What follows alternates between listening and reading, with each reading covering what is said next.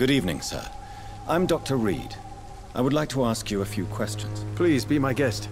Although I may not be the best informant regarding this part of town, my words speak about that which the eyes cannot see. Really? Are you an artist of some kind? I'm a poet, sir. Richard Nethercott, at your service. May I ask you a few questions about the district? Extraordinary part of town, is it not? I'll be glad to help you, if I can.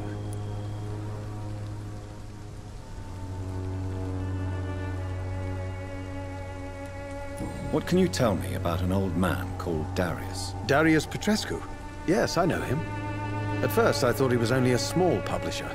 I invited him to publish my work, but his reaction was pretty clear. Not interested in your talent? Darius is an old political activist who takes delight in printing tracts and lampoons. Those communist activities only require mediocre writing skills. I'm looking for Dorothy Crane, a nurse who lives in this vicinity. Dorothy Crane. Oh, I love the name. The Crane of Whitechapel. Sounds very mysterious. But, sorry, no, never heard of her.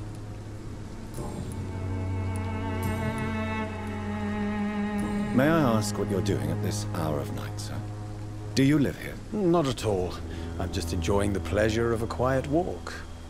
Though night talks are always preferable, if you ask me. Especially with strangers.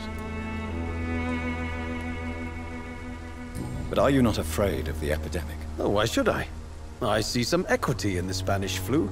No flesh should be saved, say the scriptures. Good or evil, rich or poor, all are equal in the eyes of the flu. If you say so. But as a physician in a time of epidemic, I must caution you to avoid unnecessary exposure, sir. Thank you, Doctor. But we both know the seeker of truth has to go boldly where the weak dare not.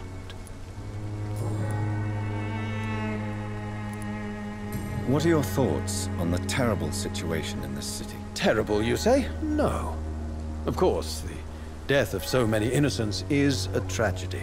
But the scourge has not been all bad for the city. Oh, no, sir. What are you talking about? Do you remember London before the flu? Noisy, cacophonic, quiet nowhere to be found. And now, listen to this oddly peaceful silence.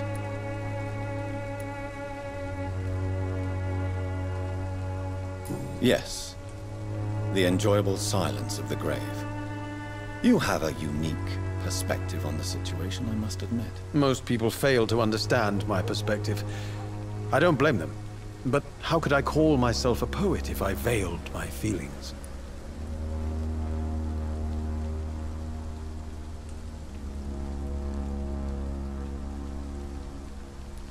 Are you aware that your life could be in danger in this part of town? But this is where I must be to feel the real beat of the city. I had to come, see it for myself, alone.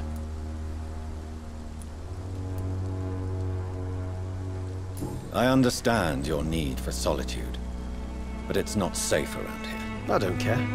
I don't have many friends, Doctor, and my family despises me. If some misfortune came upon you, who would be here to help you? Well, you for a start, my dear Doctor.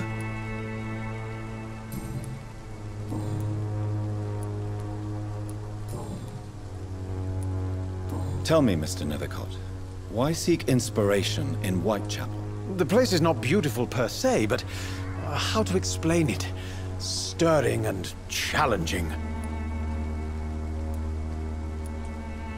In what way, exactly? The struggle by gaslight, the barren smiles and the arid hunger under the rain. If you say so. Such vibrant antagonism and vivid paradox. The stripped humanity raged across each street.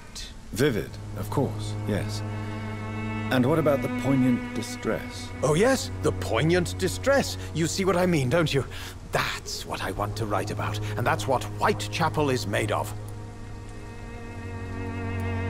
Do you not think it a little morbid? On the contrary, sir. Whitechapel is full of life, full of beauty.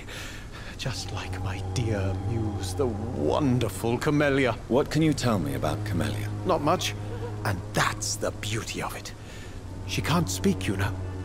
She's a locked mystery who exhales kindness and sweetness.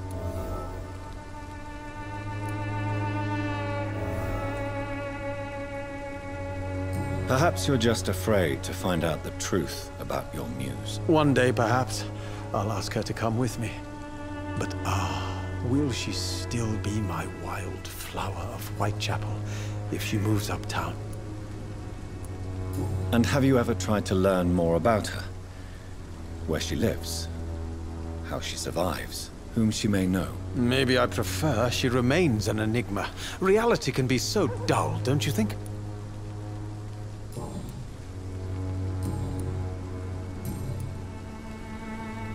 I'll leave you alone, sir.